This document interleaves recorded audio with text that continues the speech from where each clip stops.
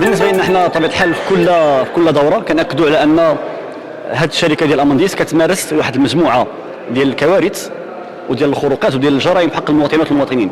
ما غنبداوش بالفواتير العاليه والمرتفعه، خاصه في هاد السنوات او في الاشهر القليله المتبقيه للشركه ديال امانديس. كنظنوا حنا وكيتبين لنا بانها كتحاول انها تمتص من جيوب المواطنين باش تعوض ديك الاستثمارات اللي هي ملزمه انها تعملهم، ولا كتعملهم بفضل الضغط اللي جا من طرف السيد الوالي وهي خدامه فيهم، ومازال خصها تزيد تستثمر قبل ما تخرج. كتحاول انها ترد ولا تربح ما امكن من طرف المواطنات والمواطنين بجميع الطرق. كاينه غلاء الفواتير، كاين نزع العدادات اللي كيمنعوا القانون، ما عندهاش الحق ان اصلا تنزع العدادات لا ديال الماء ولا ديال الكهرباء. كاين تحايل على القانون، لان في مجموعه من الاحيان الناس كيمشيو ويرفعوا دعوى قضائيه ضد الشركه وكيردوا العداد، وكترد لهم الشركه العداد وكترجع موراه بيومين 3 ايام عاود تعاود تزولو، يعني كتنفذ الحكم القضائي ولكن من بعد كترجع تزولو. كاين حالات شفتهم شخصيا، السيد عملوا له فرود، طبيعه الحال السيد ميسور ما يمكنش انه يقوم بالغش، ويا امانديس فاش كتبغي تطلع الفواتير ولا هذا كتبدا دير القضيه ديال الفرود. وكاين بزاف ديال الاحكام القضائيه كيطيحوا لهاد المحاضر ديال الغش اللي كتعملهم. داك المكانه ديال الماء شادعه في المحكمه، ردوا المكانه ديال الماء، جاو مادوا المكانه ديال الضوء، يعني كيمارسوا واحد التحايل رهيب بشع برغم ضروره التطهير السائل والكوارث الصحيه اللي كتعيشها المدينه بطبيعه الحال. كذلك كاين الموضوع اللي دائما اصبح يؤرقنا، احنا قلنا دائما انه كان قرار غبي انها تكون لجنه ثلاثيه، خاصه علاش كيف يتجلى الغباء.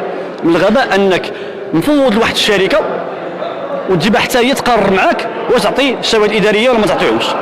وقلت قبل انا دخلت في الدوره، قلت بانه راه كارثه انه يتم اثاره انه كاين في مقاطعه الموار انه كاين كيتعطاو رشاوى ولا كيتعطاو بعض الضغوطات كتوصل 10 درهم باش تعطى شهاده اداريه مواطن مسكين هش ما عندوش الوثائق اللازمه. حنا كنعرفوا بانه كاين اللي باني بلا رخصه، كاين اللي ما عندوش بيرمي دابيتي، وكاين اللي بالي في العشوائي. واش هذا كيمنع حنا الحق حنايا اننا نمنعوهم من مادتين الماء والكهرباء اللي كتلزم المواثيق الدوليه علينا اننا نعطيهم لهاد الناس؟ هادو مادتين حيويتين ما عندوش الحق حتى شي واحد انه يقطعوا من المواطنات والمواطنين باي وجه كان. حتى الا بغينا هاد الناس انهم يرجعوا لوضعيه قانونيه، حنا نحفزوهم ونجبدوهم عندنا باش يسووا الوضعيه ديالهم. ما تسويد الوضعيه اللي فتحها الجماعه واللي غتستمر على ما اظن سنتين، ماشي انا نقطع عليهم الماء والضوء. انا عشت ظاهره زعما بقات فيا بزاف في المقاطعه، كان عندنا اجتماع في مقاطعه طنجه المدينه وسيده ما جا كتبكي قطعوا لها المقاله ديال الماء والضوء حيت ما كانش عندها باش تخلص الجمع عليها. فاش بغات ترضى طلبوا واحد المجموعه ديال الوثائق باش ديك اللجنه، بطبيعه الحال ما بغاوش يعطيوهم لا.